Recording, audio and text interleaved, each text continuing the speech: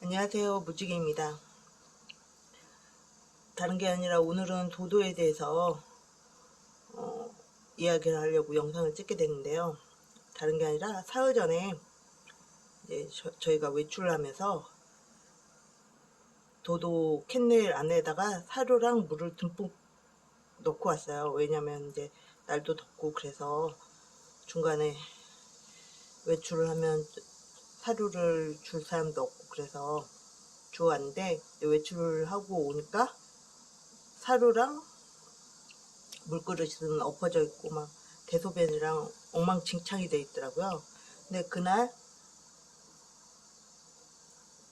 저녁에 도도가 사료를 안 먹더라고요. 그래서 물만 먹이고 말았는데 그 다음날 돼도 도도가 사료랑 물밖에 안 먹은 거예요. 근데 오후 되고 나니까 애가 물 먹는 것도 힘들어하는 거예요. 그래서 이제 아침에 캔넬 청소, 눈 뜨자마자 캔넬 청소하고 그 다음에 얘를 씻기거든요. 근데 그때 목이 살짝 부어있더라고요. 그래서 저기 예전에 주황이가 바이러스에 감염돼갖고 목이랑 부었었잖아요. 숨쉬기도 힘들하고 그게 폐 손상이 바이러스에 감염돼서 그렇다고 하더라고요. 이제 배는 탈장이 돼서 그런 거고. 근데 얘도 이제 주황이 같은 경우는 치료를 잘 받아서 이제 완치가 됐잖아요. 그래서 얘를 데리고 다시 전주에 있는 같은 병원으로 데리고 왔어요. 그랬더니 그 병원에서도 주황이랑 같은 증세인 것 같다고. 그래갖고 병원에 입원하면 이제 해줄 수 있는 게 수액 놔주는 것밖에 없다고 그래서 얘를 그냥 데리고 나왔어요. 그리고 여기 보시면 사냥 분유, 그 다음에 건식 사료, 아니 습식 사료 이렇게 주는데, 얘가 어느 정도 심했냐면 막 기침하고, 저게 주황이 같은 경우 토했는데 얘 같은 경우 토하지는 않았어요. 근데 막 토할 것처럼 막 킥킥거리고, 그 다음에 물 먹는 것도 힘들어 했어요. 그래서 보면 습식사료를 예전엔 그냥 주면 이빨로 그냥 다 질겅질겅 씹어 먹는데, 이렇게 숟가락으로 잘게 부숴주지 않으면 못 먹어요. 그리고 얘가 물을 저기 마시는 것도 힘들어 했지만 이제 목마르니까 어쩔 수 없이 조금씩 자주 줬거든요. 근데 그냥 물을 주지 않고 제가 여기 사냥분유에다 물 타서 줬어요. 이게 제가 구입하게 된 게가 이제 노랑이가 자견들 저기 쥐약 먹고 아프면서 자견들 젖을 못 먹이게 될 때 이제 빨강이하고 초록이가 젖을 먹였는데, 이제 빨강이는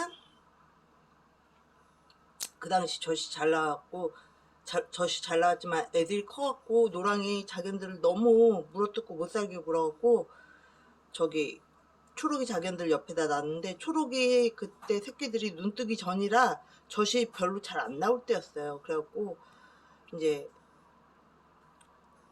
잠잘 때만 편하게 자라고 밤에만 처음엔 갖다 놓고 했는데, 이제 애들이 중간에 자주 그때 젖을 먹을 때라서 배가 고프잖아요. 젖이 초록이가 부족하니까. 그래서 고민을 하다가 이제 강아지 분유 샀거든요. 근데 얘도 지금 저기 2개월 정도 됐으니까 항상, 아니 한참 젖을, 어미 젖을 먹어야 될 때잖아요. 그래갖고 그냥 물을 주느니 이렇게 분유를 타갖고 주면 좋겠다 싶어갖고 어제 애가 힘들지만 수시로 제가 먹였어요. 조금씩, 많이는 한꺼번에 못 먹고 조금씩 먹더라고요. 근데 어제가 고비였던 것 같아요. 어제 기침도 심하게 하고 많이, 어제 저녁까지 많이 힘들어했거든요. 그래서 죽는 거 아닌가, 그래서 병원에 다시 데리고 가야 하나 고민을 했는데, 오늘 아침에 다행히도 일어나서 조금씩 걷고 그 다음에 사료도 이 캔 하나 가지고 처음에는 이틀을 먹었어요. 하나 가지고 하나 반이구나. 하나 반을 이틀 동안 먹었는데 오늘은 캔 하나를 오늘 아침에 캔 반 개를 혼자서 다 먹고 그 다음 분유도 먹고 분유탕 우유도 이렇게 캔 했는데 다 먹었어요. 그리고 보면 골골골 소리가 나거든요. 근데 가만히 있어도 이런 소리 들리시나?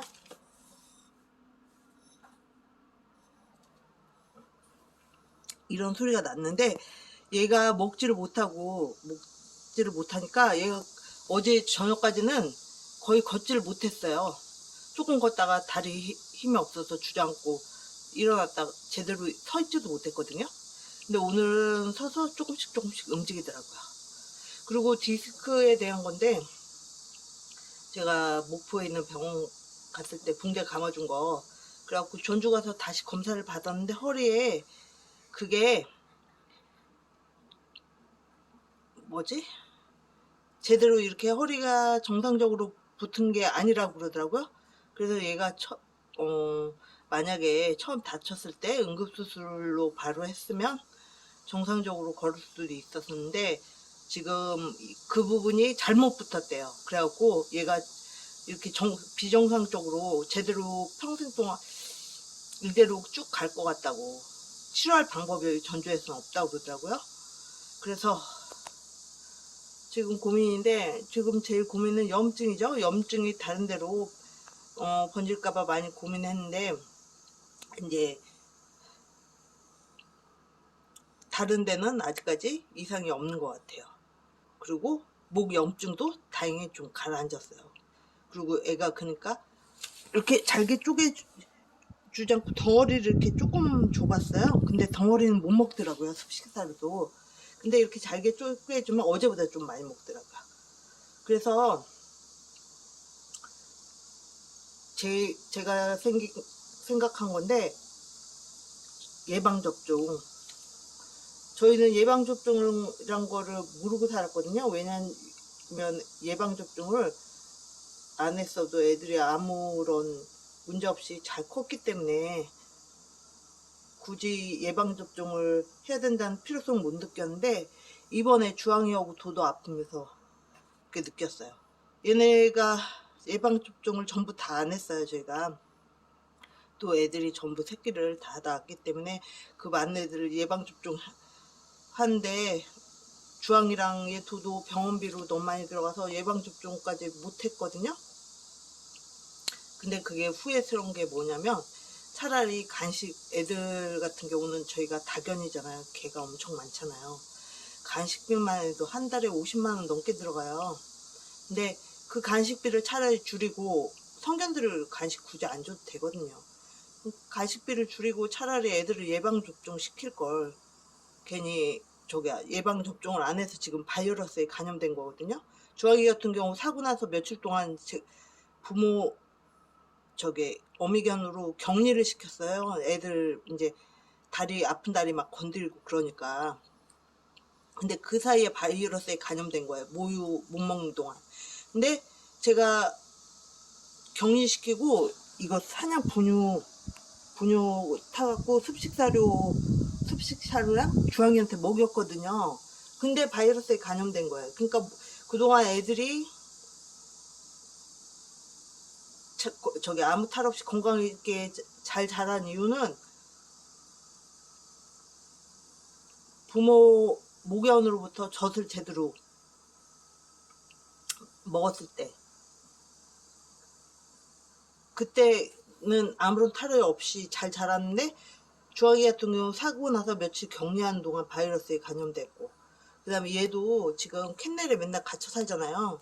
근데 예전에도 새벽에 일어나면 얘가 낑낑대요. 배고파서. 그래서 배고팠을 때 낑낑대서 배고플 때 낑낑대서 사료 주면 이제 낑낑대는 소리 먹고, 이제 또 낑낑대서 이제 물 갖다 주면 목마르겠다 싶어서 물 갖다 주면 또 이제 낑낑대는 소리를 먹고. 그런데 얘가 지금 낑낑대지를 못하는 거예요. 그날 저녁 이후로. 그러니까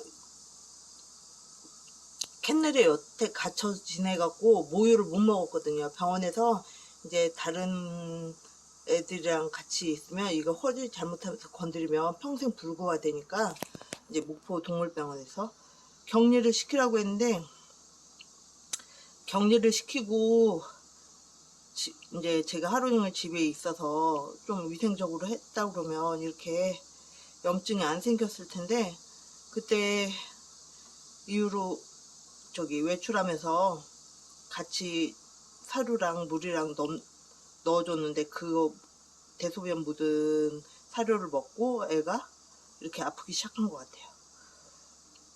그래서